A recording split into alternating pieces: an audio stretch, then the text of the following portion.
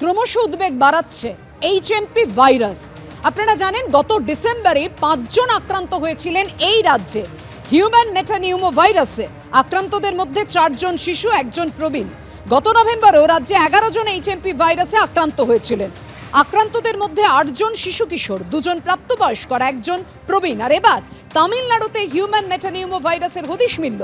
চেন্নাই ও সালেমে 2 জন আক্রান্তের খোঁজ মিলেছে বলে জানিয়েছে তামিলনাড়ু সরকার। যদিও আক্রান্ত 2 জনের অবস্থায় স্থিতিশীল বলে জানানো হয়েছে। আর গতকাল কলকাতা, কর্ণাটক ও আহমেদাবাদে 4 জন শিশু সংক্রমিত হয়। আক্রান্তদের স্বাস্থ্যের ওপর নজর রাখা হচ্ছে। স্বাস্থ্য দপ্তরের শীর্ষ কর্তাদের নিয়ে রাজ্যের অতিরিক্ত মুখ্য সচিবের একটি বৈঠকও হয়েছে।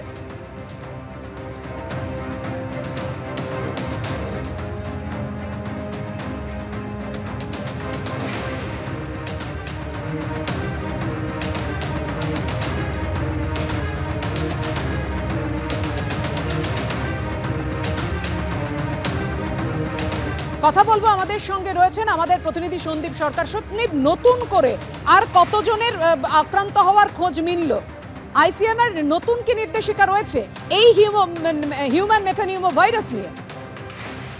দেখো, আইসিএমআর এর যে রেসপিরেটরি ভাইরাস সার্ভেলেন্স টিম, অর্থাৎ এই শ্বাসকষ্টজনিত এই নয়া অসুখের যে সার্ভেলেন্স নজরদারি টিম তৈরি করেছে আইসিএমআর এর হেডকোয়ার্টার দিল্লি, তাদের তরফে সমস্ত দেশের সব ভিআরডিএল ল্যাব যেগুলি রয়েছে, যেখানে এই পরীক্ষার পরিকাঠামো রয়েছে, এইচএমপিভি পরীক্ষার পরিকাঠামো রয়েছে, তাদেরকে নির্দেশ পাঠানো হয়েছে যে এবার থেকে যারাই এই এইচএমপি ভাইরাস পজিটিভ যে সমস্ত নমুনাগুলি আসবে, অর্থাৎ যারা পজিটিভ হবেন তাদের নমুনা পাঠাতে হবে জিনোম সিকোয়েন্সিং এর জন্য।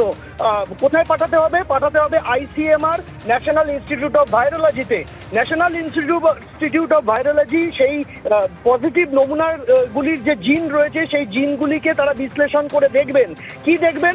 তারা দেখবেন যে দেশের মধ্যে যারা এইচএমপিভি পজিটিভ হচ্ছেন তারা কোন স্ট্রেনে আক্রান্ত হচ্ছেন, অর্থাৎ এই ভাইরাসটা কি নিজেকে পাল্টে ফেলেছে, তার চরিত্রগত কিছু বদল হয়েছে কিনা, এবং চীনে যে ভাইরাস প্রাদুর্ভাব দেখাচ্ছে, এখানে যে ভাইরাস প্রাদুর্ভাব দেখাচ্ছে, দুটো কি এক? এই জিনিসটা বোঝার জন্য এবার জিনোম সিকোয়েন্সিং এর সিদ্ধান্ত নেওয়া হলো।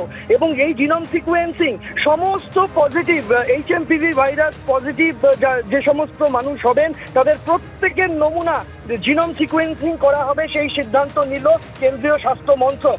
এর পাশাপাশি আরও সিদ্ধান্ত হয়েছে যে প্রত্যেক সপ্তাহে 5 বছরের নিচে থেকে শুরু 5 বছরের নিচে এবং 65 বছরের ঊর্ধ্বে যারা রয়েছেন, অর্থাৎ একেবারে অল্প বয়সী এবং যারা প্রবীণ মানুষজন, তাদের মধ্যে যারা যারা influenza, corona virus, RS virus এই সমস্ত পরীক্ষা করিয়েছেন, অর্থাৎ এইচএমপিভি ভাইরাস নয়, অন্য ভাইরাসে আক্রান্ত যারা হয়েছেন এবং যাদের রিপোর্ট নেগেটিভ এসেছে, তাদের মধ্যে থেকে বেছে নিয়ে সপ্তাহে অন্তত 5টি নমুনা সেগুলিকে এইচএমপিভি টেস্ট করাতে হবে। অর্থাৎ এইচএমপিভি সমস্যা নিয়ে না এলেও অন্য ভাইরাসে সমস্যা নিয়ে এলে তাদের নমুনাও কিন্তু এবার এইচএমপিভি টেস্ট করে দেখা হবে যে তারাও কোথাও এইচএমপিভি ভাইরাস। একদমই, কেন্দ্রীয় স্বাস্থ্য মন্ত্রক এই জিনোম সিকোয়েন্সিং এর নির্দেশ দিয়েছে। তার পাশাপাশি বারবার যেটা চিকিৎসকরা বলছেন যে আমাদের সতর্ক থাকতে হবে, কিন্তু অযথা আতঙ্ক নয়। ধন্যবাদ তোমাদের।